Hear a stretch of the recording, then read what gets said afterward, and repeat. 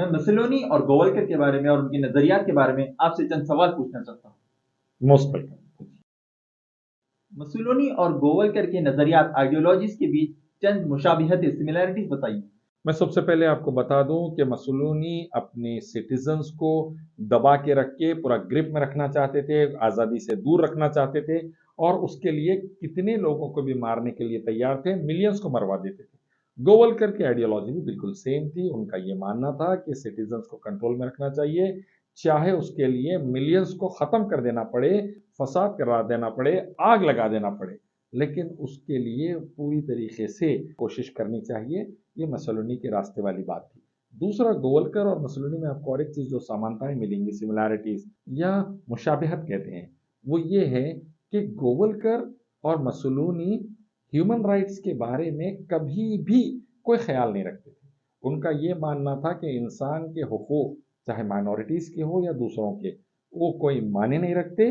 कभी भी वायलेट किए जा सकते हैं, जान ली जा सकती है, इज्जत लूटी जा सकती है, माल लूटा जा सकता है, जायदादें जब्त की जा सकती है, हर चीज़ किया जा सकता है और उसके लिए हमें किसी को जवाबदेह होने की ज़रूरत नहीं है। ये तरीका था मुसोलिनी का और गोवलकर इसको मानते थे। मैं समझता हूँ कि गोवलकर के बाप जो थे, सावरकर के जो बाप थे, वो मुसोलिनी और हिटलर थे। इसीलिए जो मुसोलिनी और हिटलर की फासिस्ट आइडियोलॉजी रही, वही गोवलकर और सावरकर की आइडियोलॉजी। मुसोलिनी और गोवलकर अक़लियत और माइनॉरिटीज के ताल्लुक से कैसे थे? इंतहाई जहरीले। दोनों का टारगेट था कि किसी तरह माइनॉरिटीज को ख़त्म किया जाए। मुसोलिनी यहूदियों के दुश्मन थे, हिटलर के साथ मिलकर यहूदियों को मरवाया, खुद अपने सिटीजन्स में से कई लोगों को, मिलियंस को मरवाया। वैसे ही गोवलकर मुसलमानों के कट्टर दुश्मन थे, आतंकवादी जहन के आदमी थे, आतंकवाद के इस्तेमाल के वो पूरे कायल थे माइनॉरिटीज के खिलाफ। इसीलिए वो कहते हैं कि ए हिंदुओं, ब्रिटिशर्स से, अंग्रेजों से लड़ने में पैसा और वक्त मत लगाओ, जान मत लगाओ, बल्कि मुसलमानों को मारने में लगाओ, उनसे लड़ने में लगाओ।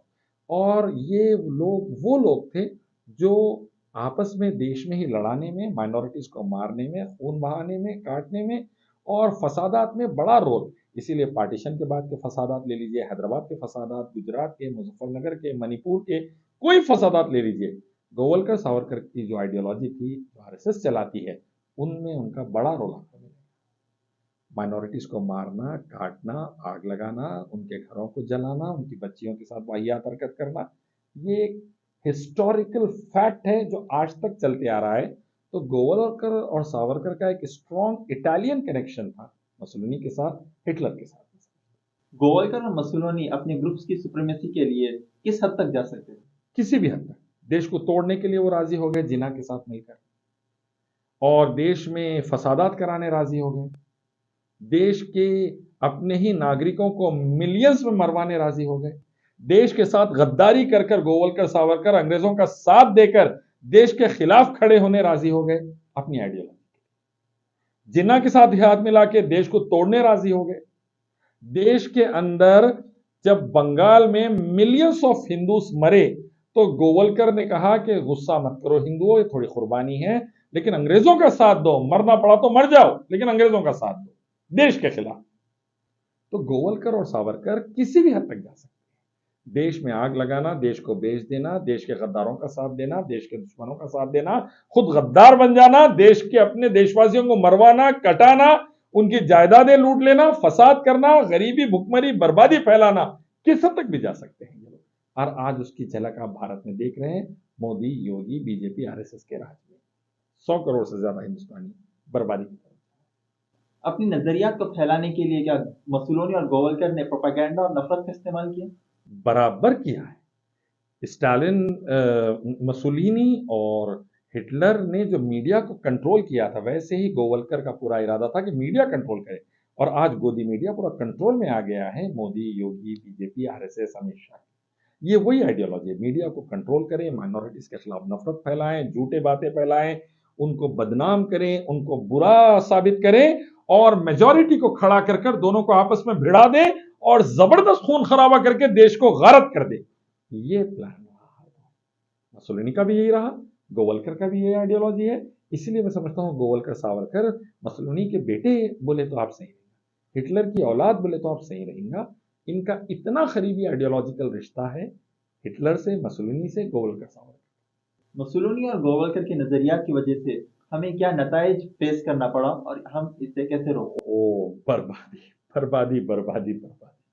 आप देखिए 100 करोड़ हिंदुस्तानी आज भूख से परेशान है। 80 करोड़ को गवर्नमेंट खुद 5 किलो राशन दे रही है। 40 करोड़ हिंदुस्तानी 400 मिलियन बेरोजगारी का शिकार है। 4 करोड़ 40 मिलियन ग्रेजुएट्स बेरोजगार है। फॉरेन खर्चा बढ़ते जा रहा है।